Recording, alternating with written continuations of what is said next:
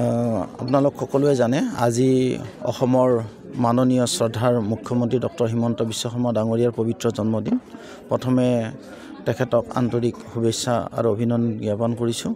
আৰু আজি আমাৰ এই পবিত্ৰ স্থানত আচলতে আমি ভাৰতীয় জনতা পাৰ্টি সংখ্যালঘু মৰ্চাৰ উদ্যোগত এই অনুষ্ঠানটো পাতিছোঁ যদিও কিন্তু গোটেই পুৱামক্কা ৰাইজ সৰ্বসাধাৰণ ৰাইজ ইয়াত উপস্থিত আছে। সকলোৰে সহযোগত আজি তেখেতৰ হৈ আমি দোৱা কৰিছোঁ।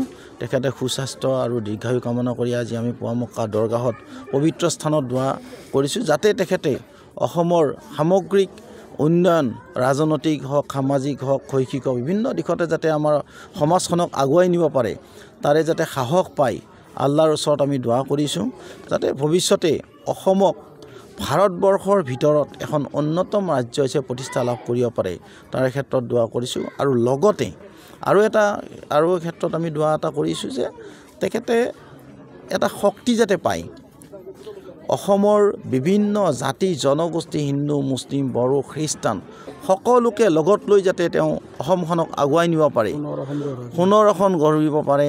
আৰু তেখেতৰ নামটো যাতে আপোনাৰ সোণালী আখৰে যে জিলিকি থাকে যে অসমত এজন মুখ্যমন্ত্ৰী হৈছিল, সেই মুখ্যমন্ত্ৰীজনে অসমক বিশ্বৰ দৰবাৰত প্ৰতিষ্ঠা লাভ কৰিছে। আৰু আমি আপোনালোকৰ মাধ্যমেৰে আৰু এটা বিচাৰিম, মাননীয় মুখ্যমন্ত্ৰী মহোদয়ে এই অনুষ্ঠানটো আজি পবিত্ৰ জন্মদিনতে আমি তেখেতকো আমি আহ্বান জনাম, এই পবিত্ৰ অনুষ্ঠানটো যাতে আপোনাৰ বিশ্বৰ দৰবাৰত প্ৰতিষ্ঠা লাভ কৰিব পাৰে পুৱামক্কাটো, সেইটোও আমি তেখেতক অনুৰোধ জনাম। আৰু পুনৰবাৰ আমাৰ সকলোৰে শ্ৰদ্ধাৰ মাননীয় মুখ্যমন্ত্ৰী ডক্টৰ হিমন্ত বিশ্ব শৰ্মা ডাঙৰীয়াৰ দীৰ্ঘায়ু কামনা কৰিছোঁ। সাহস দিয়ক, শক্তি দিয়ক, ভগৱানে তেখেতক আৰু দীৰ্ঘায়ু কামনা কৰক, শত বছৰ গঢ়কক আৰু সুস্বাস্থ্যৰে শক্তিশালীভাৱে যাতে আপোনাৰ অসমক প্ৰতিনিধিত্ব কৰিব পাৰে, তাৰ কাৰণে পুনৰবাৰ তেখেতক আন্তৰিক শুভেচ্ছা জ্ঞাপন কৰিছোঁ।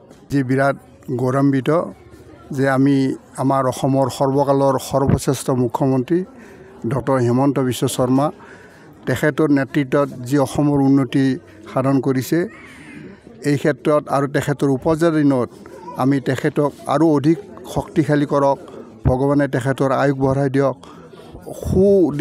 আমাৰ প্ৰত্যেকৰে যাতে সুদৃষ্টি ৰাখি অসমখন আগুৱাই নিব পাৰে, আমাৰ ভাৰতবৰ্ষ আগুৱাই নিব পাৰে।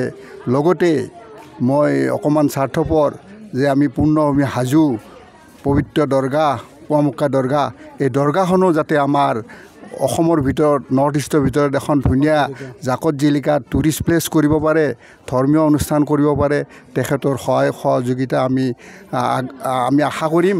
আৰু তেখেত যাতে ভৱিষ্যত দিনত আমাৰ ইয়ালৈকে আহি আমি তেখেতক নিমন্ত্ৰণ কৰিম, আমাক উপদেশ দিয়ে।